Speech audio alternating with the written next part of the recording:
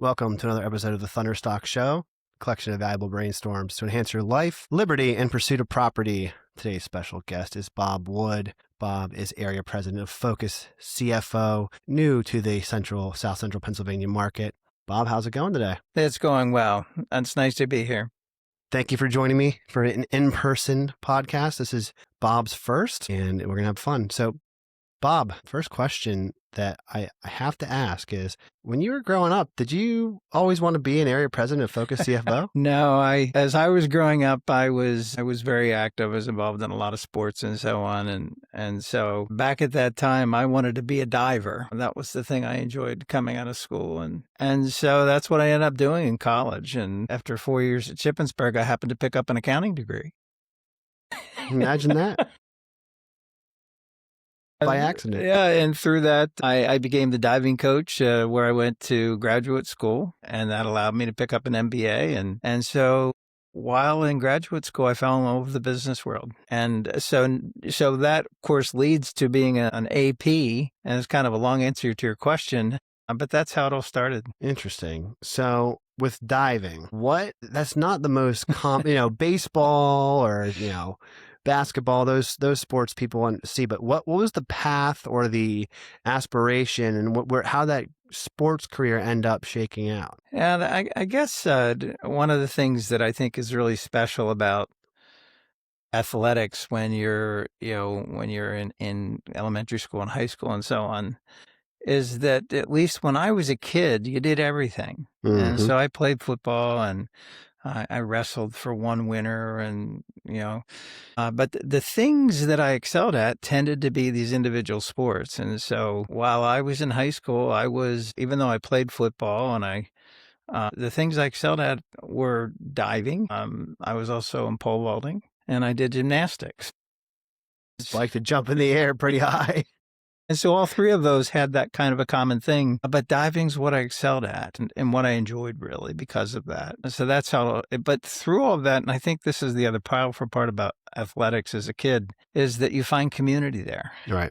And the friendships that I built there, I still have today, many of them. Yeah, that's such an interesting point. I very much recency bias to share this story, was on a sales call, looking to get a new customer, and I don't know how we got to this topic, but he was a rugby player. And I said, I played rugby. Oh, wow. I said, who was this? I asked, what's your 8-man position? One of the 15.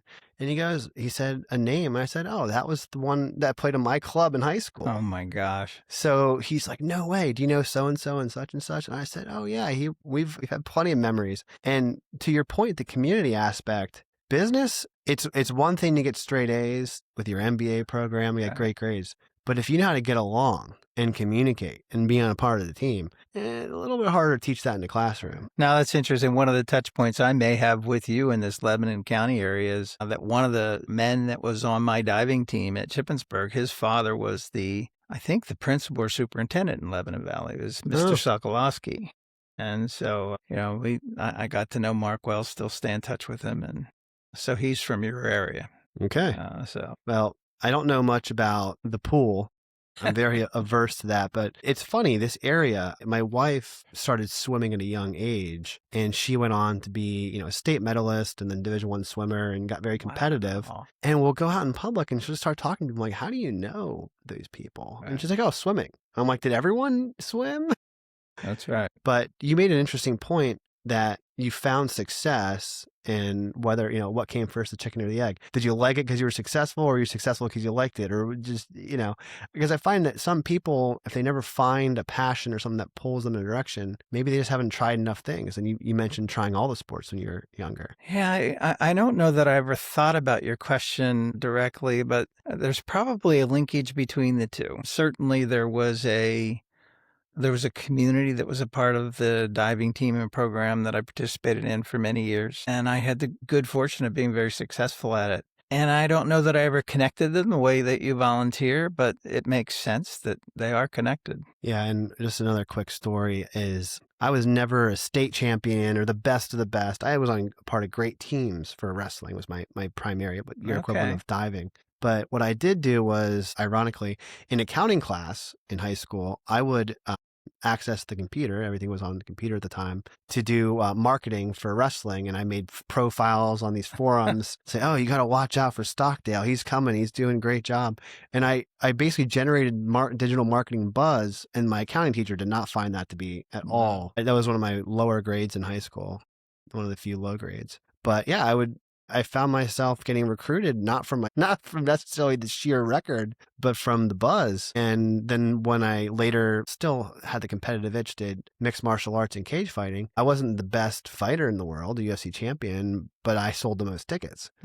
I did the marketing campaign to draw attention, fill the seats. And it wasn't the sport that I liked, it was the skills and whether it's both the soft skills or hard skills, that I was like, yeah, maybe this will give me the confidence to then take that into a professional career. So I can relate to you on that. Yeah, interesting. I'm not sure that I ever put together, one of the things that comes with a sport like diving or gymnastics or something where that you're out there on your own when you're doing a dive or performing a routine, is that in that regard, it's different than being on a team sport. The team side of a diving team is that, we're there to support one another and coach one another, but you're out there on your own. And I think it's just a unique part of the opportunity, I think, of a program like that, like diving or swimming or any of those. I never thought about this analogy until you mentioned it, but it's almost like what you and I as fractional C-suite, we're individuals, in terms of the business. You have other fractional CFOs on the team, but then as they are client facing, then they integrate within that team. And then as you and I are part of Vistage, and I look at Vistage as like, hey, we're all doing our own individual activity, but we're kind of supporting one another in so far as we can. But hey, once it's time to perform, best of luck. We'll be rooting for you in the sideline. It's different as a fractional, but I do enjoy that solo camaraderie. Yeah, there's some of that, and there's a lot of that, particularly in the development side of what I do in my role as area president at Focus.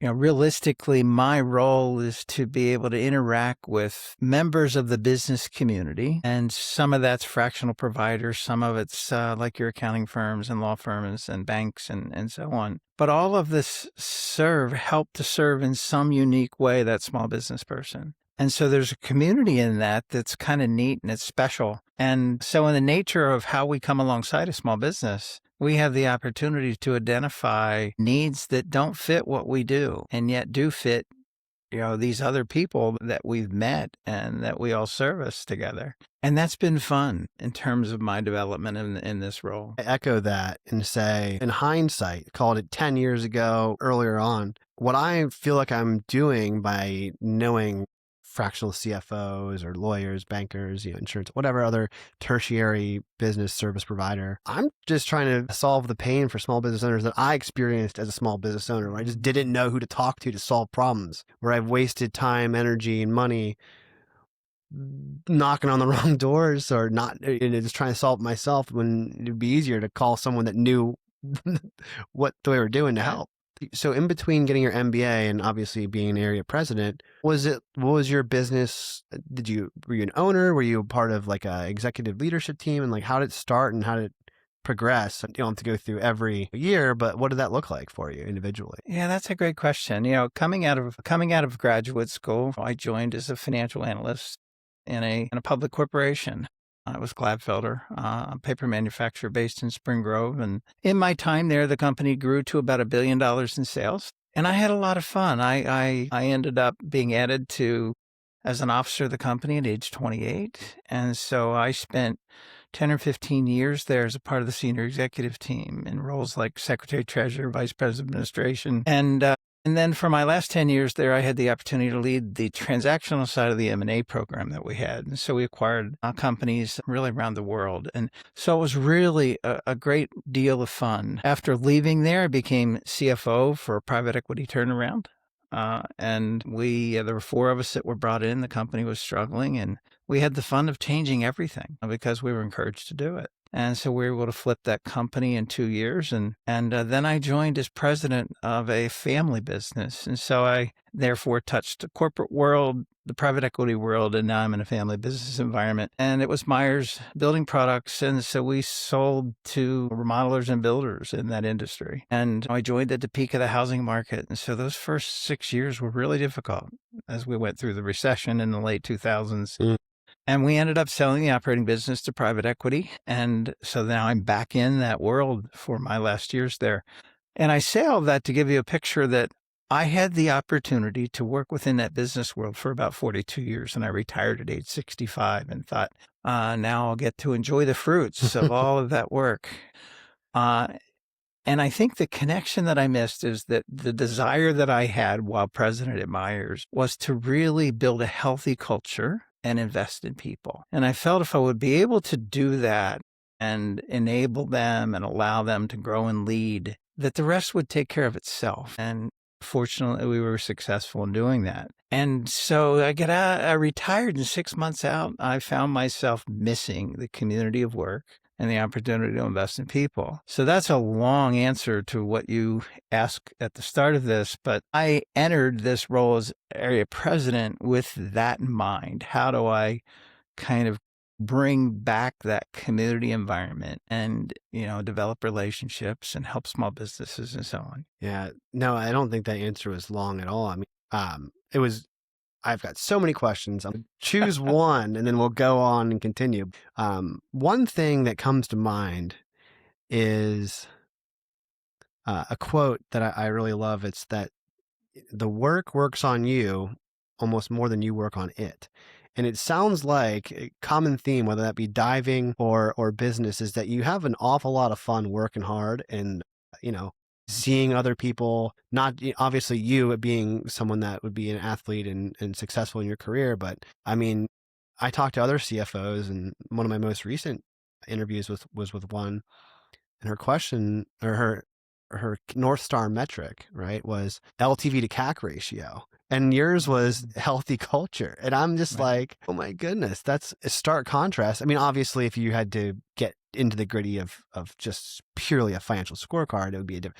But what I hear is reinvesting into people, and then the other metrics, it's the first domino in order of effect. You're very perceptive. One of the things that if I had to go back, to my, let's say, to the kind of the sports world that kind of drove everything that you've asked me so far, as an individual contributor, that aligned nicely with kind of accounting and CFO and all that kind of stuff, because, I had ownership for completing stuff, and there's a broad array of stuff in that, M&A training, all that kind of stuff. And then as I mature, what I wouldn't call it mature, as I developed as a leader, I realized that investing in other people and the culture that results through doing that made such a bigger difference than the individual side of what built my journey. And that's the part I missed so much when I retired, because now I get the chance. I would tell you that, when I go in and work with a client, for example, or when I introduce a CFO to a client that we identify, we're going to bring the skills of how to build models and accounting knowledge and all that stuff to it. But that's not where our value comes in. Our value comes in by helping them. How do they lead their business? How do they reach their goals and objectives? And so that's what we're there to do. I have to laugh, and don't take this as an insult. When you say when I retired and became area president, it just is funny to maybe those that are listening that think that sounds like a contradiction or an oxymoron, like a jumbo shrimp, because you're still very much, running a business. But to you, it's not running a $1 billion business at 28 or being a part of, the leadership team of a $1 billion business, or, my experience with M&A was that was a redefining moment of what hard work looked like, with a commitment and effort and challenge. And it was a lot of fun too. But that was my experience with M&A was like very intense, and it was great. And for you to say when I retired, but now I'm in the area president, I guess my question to you is, what's different from that when you hit 65 till now? Because I still look at you as very much so not retired. Yeah, I think that I found this video a couple of months before I retired that talked about that when somebody exits that full-time work environment, there will be this vacation phase. And Cheryl and I, we took advantage of that.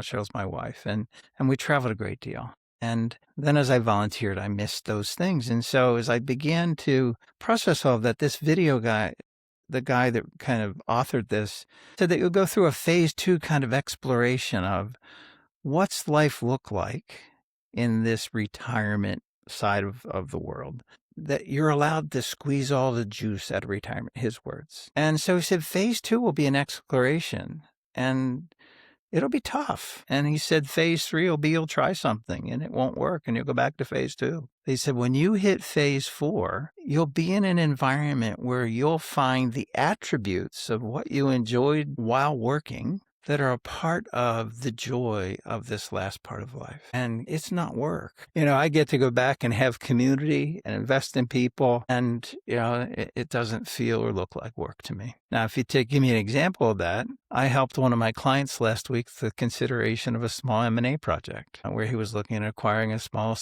family business. And so the mechanics of M&A, as you experienced in your career, it's not about dollar value, it's mechanics. How do you read where that business fits with another business? And so our CFOs get the chance to interact with teams around all of those kind of technical things. And that gives me a touch point with what I did through my career. Yeah, I hate to reference this cliche aphorism that is, if you love what you do, never work a day in your life. Right. But I have a grandfather who is now 95 years old. And when he was 94, he didn't have his commercial real estate broker's license for 1 year. And at 94 decided, maybe I'm going to take the test and do it again and get it back. And I share this story to say that when you look at whether it's business or your faith or sports, and you look at them as infinite games, like the goal is never, well, not never, but for Kobe Bryant, Michael Jordan, there's a famous interview with Kobe Bryant who is congratulating him for winning game 3 of the series. They're 3-0.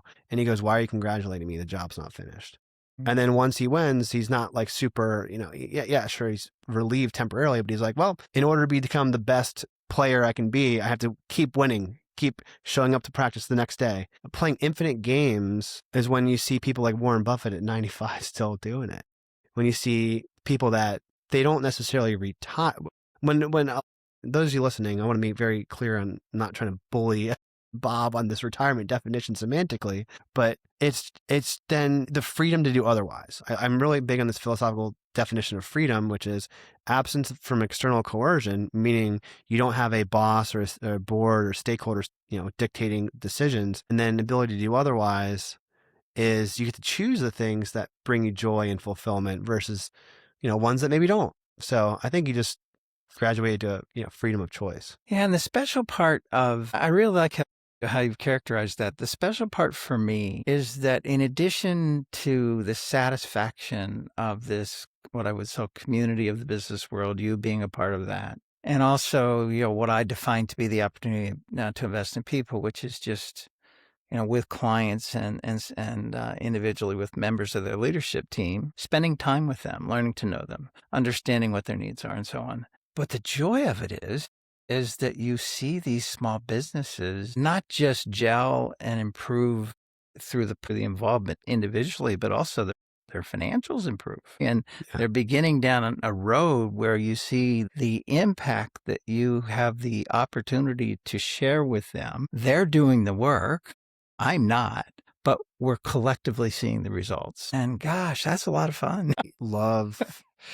I love seeing others win. And then I don't want to say hinging any sense of identity or ego to it, but there's a phrase. It's like, to get what you want out of life, you got to help enough people get what they want out of life. So if I go back to what you volunteered earlier, when you think back to how you used marketing as a way to really enhance your wrestling and all that other kind of stuff, you're still doing that today. I've seen that in terms of where I've introduced you to one of my clients, and you have the ability to look at their business with the lens of how you can help them grow. And of course, that's one of the things that we attempt to do as well. Yeah. It's so interesting that I appreciate you saying that. Thank you. But I think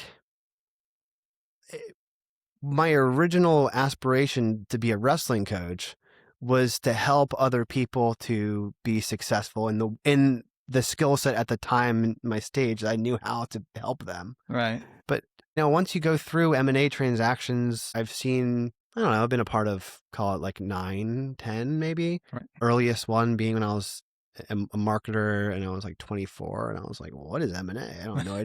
But then being able to share that experience with others to say, hey, I'm not going to tell you what to do, but let me offer you my, I can offer my perception. What are some of the unique experiences from being part of growing to $1 billion+ company and then also going to M&A that you find that, maybe other CFOs, I don't want to say lack, but makes your perception or your perspective unique insofar as your lived experience?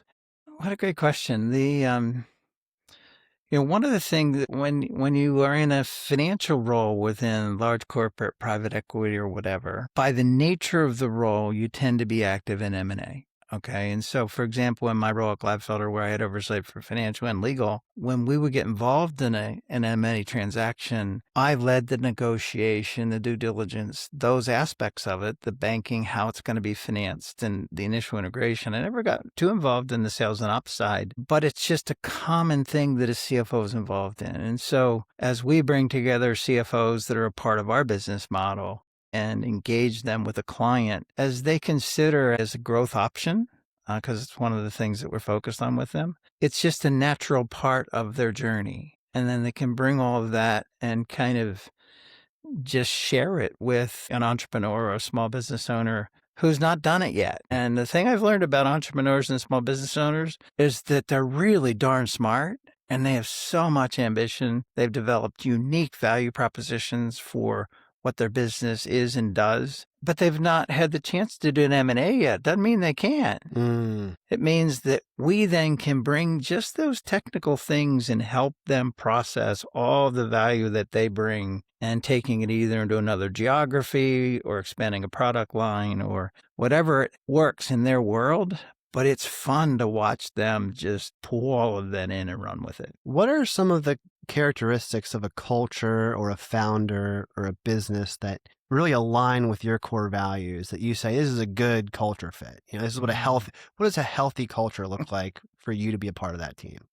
One of the things that I'm looking for, one of the things that drew me to Focus CFO as a brand for how to approach this phase of my life is that there's a model there where we are kind of taught how to engage with referral partners like you, and many that are a part of our network, where we're taught how to kind of engage with an owner and a small business team around what are the pain points? What are the things that you really need to help with in terms to move on to the next step. And so as we're doing all of that, the thing that we're looking for the most, which goes specifically to your question, is does that owner and the members of his or her leadership team, are they coachable?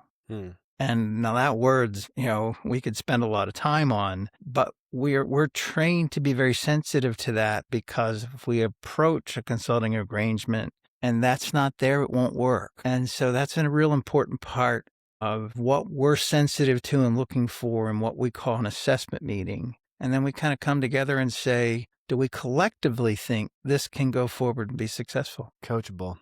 Yeah, to me, when I think of being coachable, I think it means to be open and receptive to feedback. And that as a prerequisite to be coachable would be to view feedback as a gift, whether it could be constructive criticism or otherwise. But you're right. I haven't thought of it that way. If I work with, I can think of I'm not going to think of a company name, but an example of a client that wouldn't be a good fit. It was, we want your results on our terms. Well, what in the world? Right. And so one of the things that I'm looking for is I'm interacting with, because in the Focus business model, once we move beyond the discovery meeting and we're really intent on, can we help?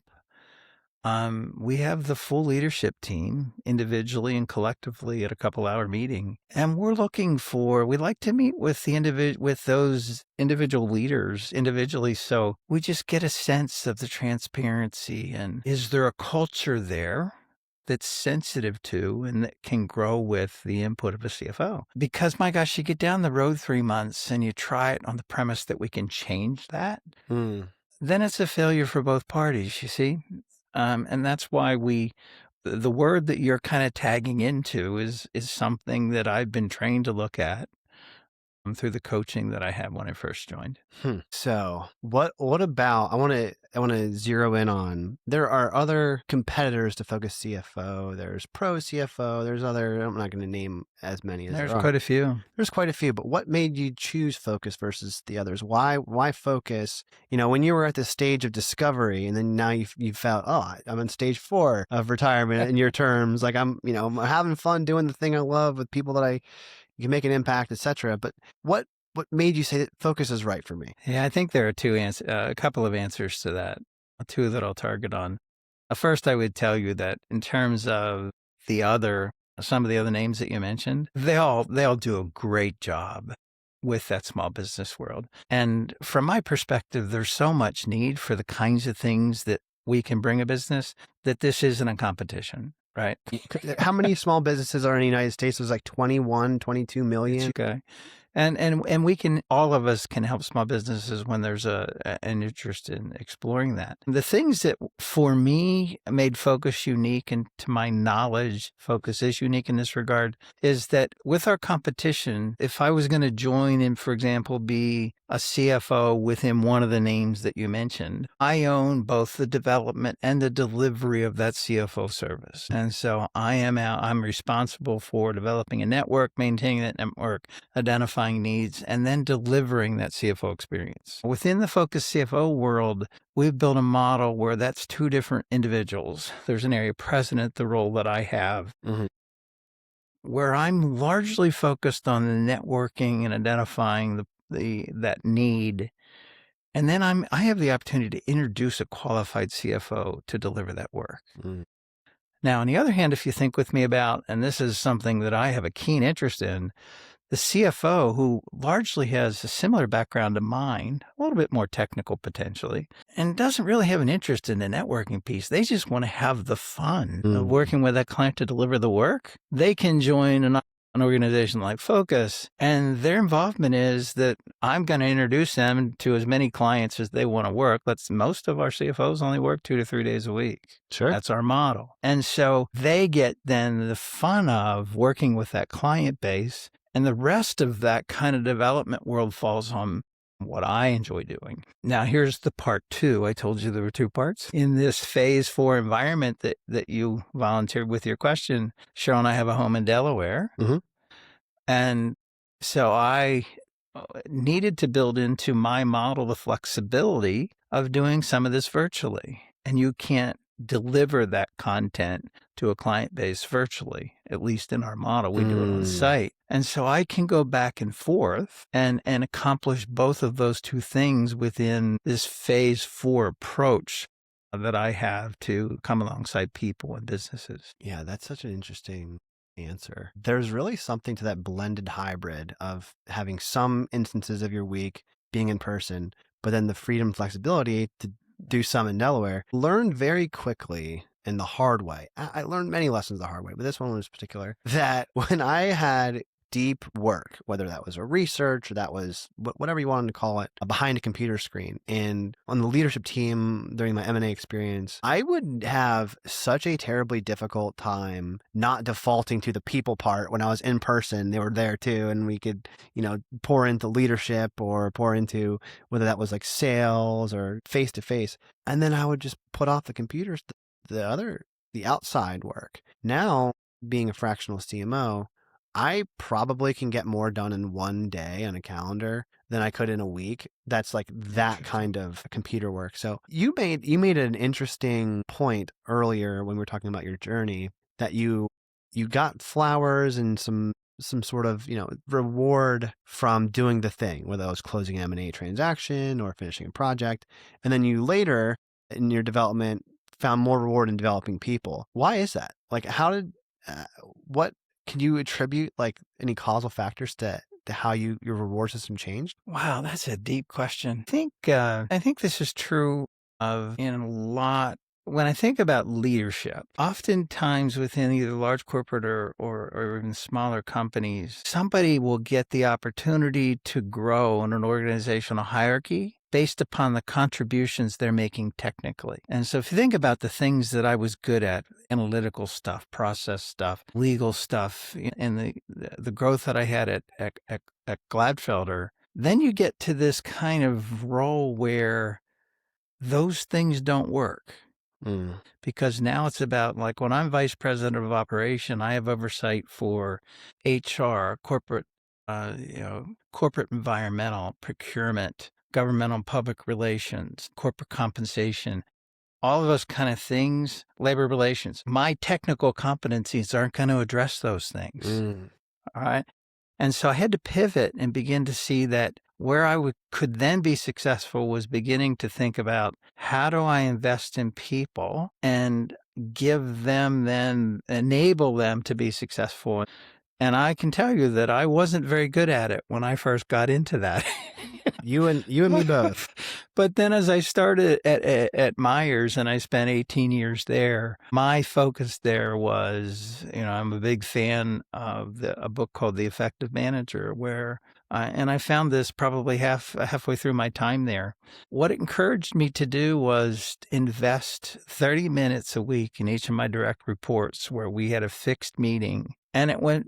They contributed, I contributed. We talked about what we were going to do that week. And that time changed our company because they knew that that was more important to me than anything else I could have done transactionally or from a work product standpoint. That meeting to them was important. And so I can take that background now as I interact with clients and just have them consider it with me. And that's fun. Funny story. My first promotion from being an IC or individual contributor to leadership, 3 months afterwards, president, owner of the company brings me in. He goes, "Wow, Ross, I don't know how you did it, but the people that pretty much voted for you and gave you the nod of confidence think you're a jerk." And I'm just like, what?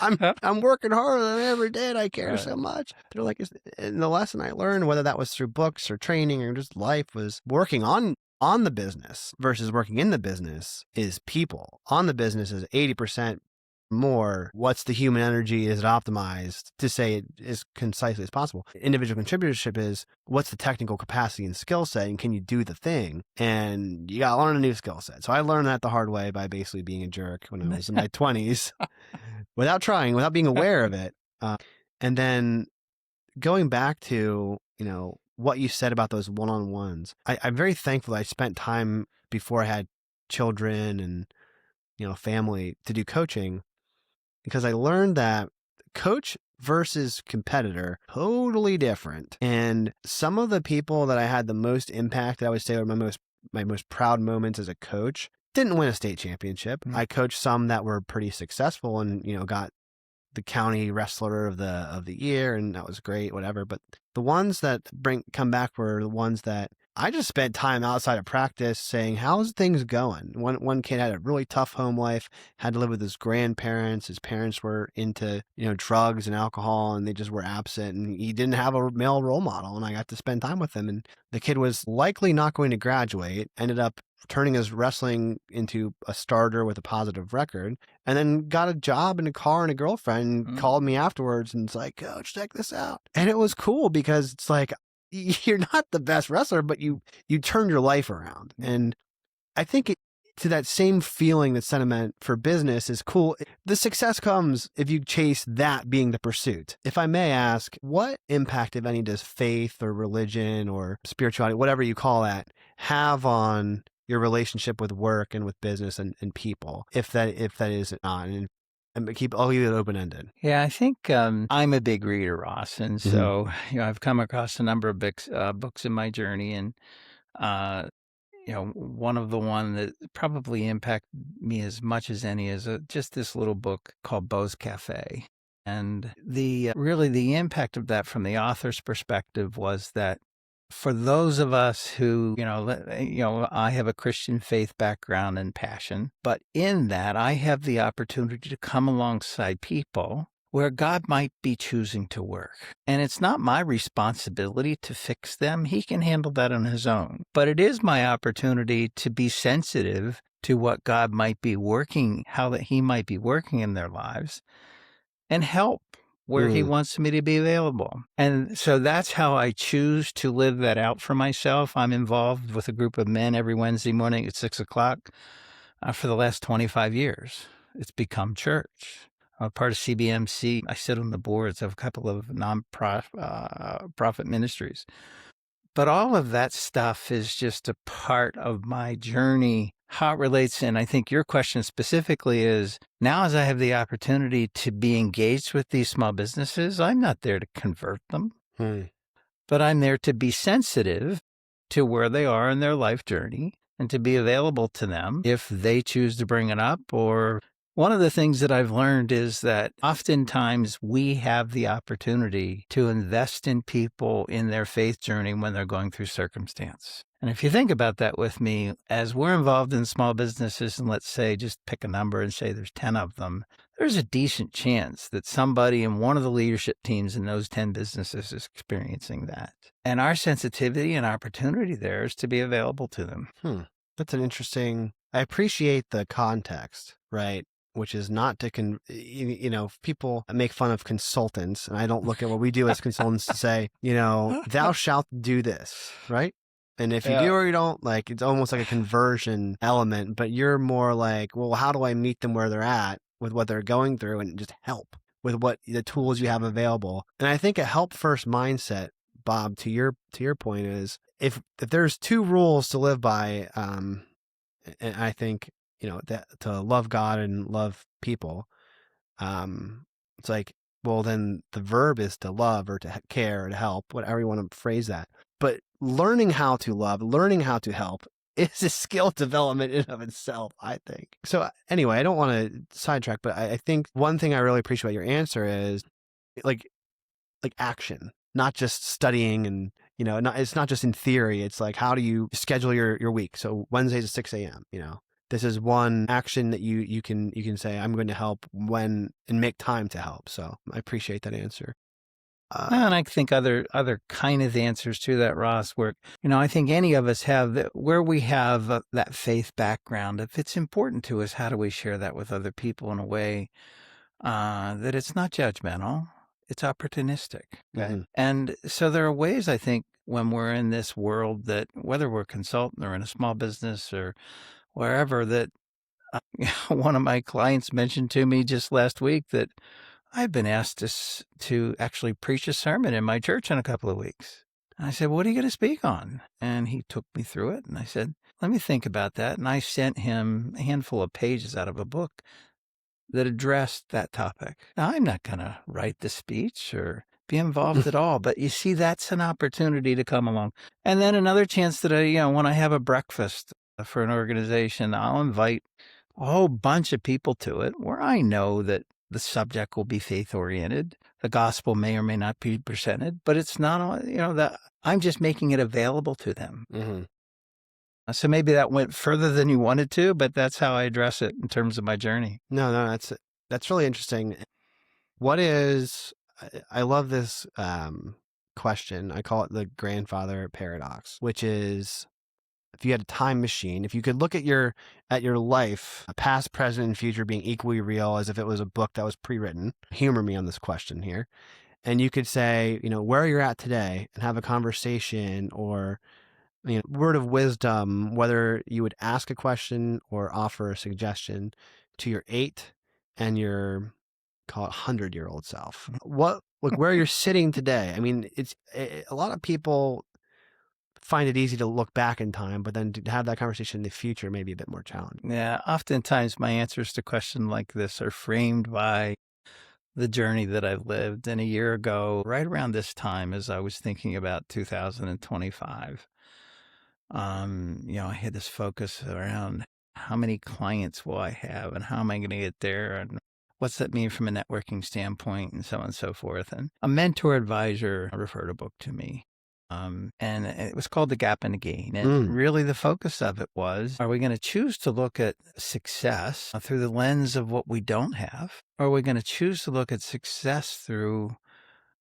what we've been able to accomplish and the blessings we have by what we've done? And that doesn't mean that we're not focused on some objectives for the future, but we can't define satisfaction by what we don't have. We right. need to define satisfaction. Sounds like you're aware of this book.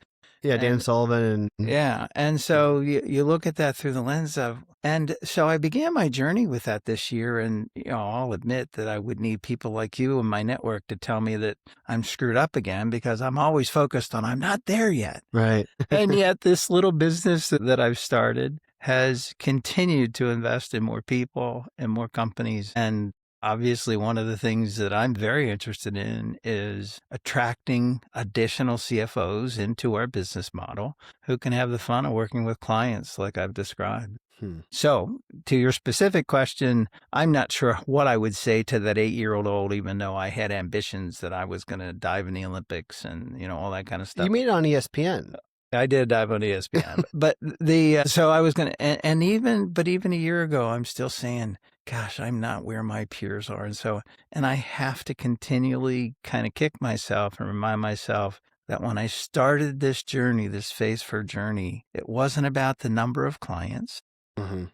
It was about the ability to invest in people and develop community. And so if I look at what I'm doing through those two lenses and can attract people to come up, kind of assist me in that, that's what it has to be about. Right. And that's the 100-year version of your question. No, that's I love I can see the technical and process mind in how you answer questions, and I appreciate it because it's a different frame, but I do appreciate it. One, we're approaching at our close, but I have one more deep question before we do not deep questions. Leave a question, ask a question. So this is a segment of the show where the last guest, without knowing anything about you, would have a question for you, and you then get to ask a question for the next guest without knowing anything who they would be or whatnot, like leave a book, take a book, leave a book kind of a thing. So the last question was from a CFO across the country, and it's so interesting. Your answer to this question already is, I don't believe in chance. And she goes, where do you want to be in the future, and what are you doing today that's preventing you from getting there? Yeah, it's kind of reflected in the conversation we've had. I didn't try it. Yeah. I'm not even sure I have to answer it because You may have already. I'm living that journey right now. Yeah. And it's interesting, Ross, because probably the only conflict I have in my spirit about my passion and ambition to live this phase 4 journey is that when I sat down with Cheryl and talked about my choice to begin it as a phase 3 opportunity, Mm-hmm. was to say that I'll commit to making it 3 days a week, that we'll continue to be flexible, retired. And that's a constant fight within my spirit. To work. Well, my nature is to work more. My commitment to her is to keep it within that bound. You see?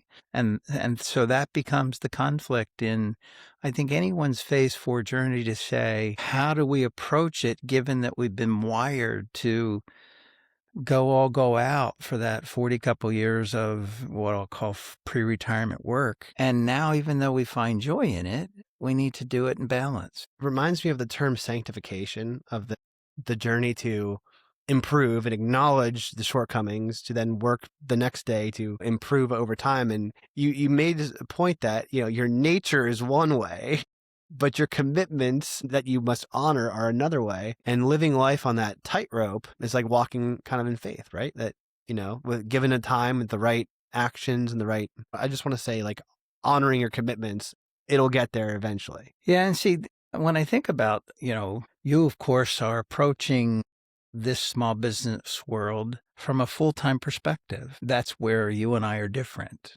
Okay.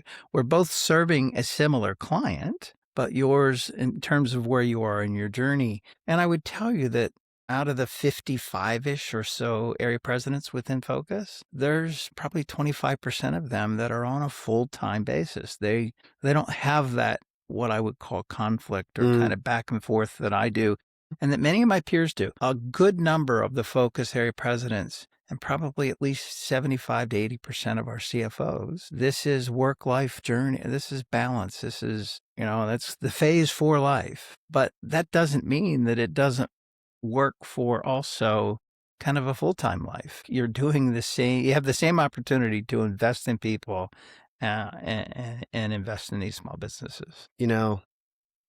I almost look at what I'm doing as a phase 4 opportunity. And I laugh because it truly became, when my daughter was born, I've talked about this, Amanda, I've shared it with you, that I had, and this doesn't need to be a clip, but I had a moment where I realized I was answering work calls and emails in delivery room. And the nurse, my wife, like, get off your phone. It's the most important day of your life. And I feel like I had a, divine message that said, you got to make a change, brother, like right now. And I knew at that point that I couldn't continue the old me, obviously, with having a daughter. So instead of literally out of the house 80 hours a week and always on the road and barely ever home and wouldn't be able to be much of a present dad or husband, I was like, I'm good. I'm going to sell. And now I look at what I do is I have to take my daughter to school today. And yesterday I took off work at 3:30 to take her to a martial arts practice for 3 years old. And, we had dinner together, and I still stayed up till 2 o'clock in the morning working. I've just integrated my work in my life that, yes, it's full time, but I'm just like, I get to wear, these are my work shirts, Bob, I can work out in them. Mike, I don't want to lose track of what question would you have for the next guest? It could be anything. Yeah, I think the question I'm going to choose, Ross, based upon what you just volunteered, is what disciplines have they built into their life journey that enable them to find rest alongside of the opportunity they have to lead a business or invest in clients or whatever? That would be the question I have for them. It's a good question. Now, for much less deep, I know we kind of went making a diving analogy off the high board. We went pretty deep, but Bob, what are some ways for anyone listening to get in touch, whether that's just connect or whether that's to, see if you have a FCFO that can help them, what have you? How can people get a hold of you? Yeah, my contact information is available through either LinkedIn or through Focus CFO's website. And so they'd be able to reach me through that lens. There are a couple of ways they can help, and I'm glad you asked. As it relates to, if there are small businesses out there that just are intrigued about what a strategic CFO does alongside their team. We're usually in a business anywhere from, a half day a week to a day a week, oftentimes on site, 85% of the time. And we're working to help them achieve that kind of sustainable and transferable value. And so if there are folks like that, of course, they can reach out. The second component of it would be what I would say, folks, in your and my journey, we've become friends through the opportunity to be involved in one another's lives, but also be sensitive to where we could introduce one another into the needs of a business. Okay. Mm-hmm. And to expand that network where a lot of what I do is introducing somebody to a tax attorney when they need it, to a succession planner, and so that's a fun part of what we do. But the things that's key for me now is if there's folks out there that are, perhaps potentially in that phase 1, phase 2, phase 3 thing based on what we volunteered earlier, and that could be interested in a discussion around how they could serve as a fractional CFO, I'd love to be able to have a chance to just talk with them about what this looks like, feels like, because it's really kind of fun. Excellent. Bob, thank you for coming to the studio and doing your first podcast. I feel honored. And everyone listening, thank you. As you know, I don't run ads on the show. I have one ask and one ask only. And it is, if you found this conversation to fulfill the promise of enhancing your life, liberty, or pursuit of property, or basically just adding value, please share it with a friend. That's the way this show grows. I don't run ads. I don't plan to. So until next time, my ask is to be well. Thank you. Thank you.